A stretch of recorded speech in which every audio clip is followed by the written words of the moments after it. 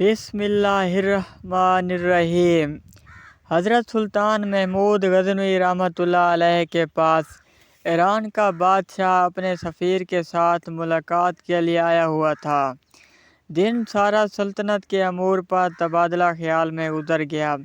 رات کے کھانے کے بعد ایرانی بادشاہ اور سفیر کو مہمان خانے میں آرام کرنے کی غرض سے بھیج دیا گیا۔ سلطان محمود غزنوی رحمۃ اللہ علیہ خود بھی مہمان خانہ میں ہی ایک الگ خیمہ نما کمرے میں ٹھہرے تاکہ مہمانداری میں کوئی کمی نہ رہ جائے۔ تقریباً نصف رات کے بعد سلطان نے اپنے خیمہ کے باہر کھڑے غلام کو آواز دی، حسن! اس نے پانی کا لوٹا اور خرمچی اٹھائی اور خیمہ میں داخل ہو گیا۔ ایرانی بادشاہ بڑی حیرت سے اپنے خیمہ کے پردہ سے یہ منظر دیکھ رہا تھا اور ساتھ ہی ساتھ سلطان محمود غزنوی رحمۃ اللہ علیہ کے غلام حسن کا باہر آنے کا منتظر بھی تھا، جیسے کوئی سوال اس کو بے چین کیے ہوئے تھا۔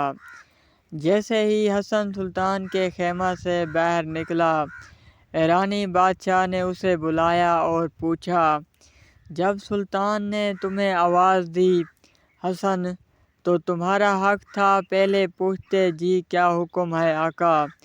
تم بنا پوچھے ہی پانی کا لوٹا اور خرمچی لے کر سلطان کے خیمہ میں چلے گئے۔ ہو سکتا ہے سلطان کو کسی اور چیز کی طلب ہو۔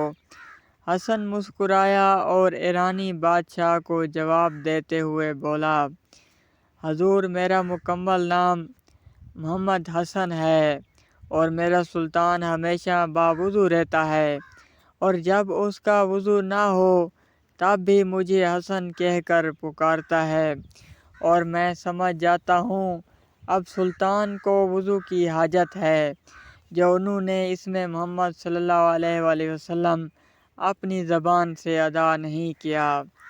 آج تک میرے سلطان نے بغیر وضو کے مجھے محمد حسن کہہ کر نہیں پکارا۔ اللہ اکبر!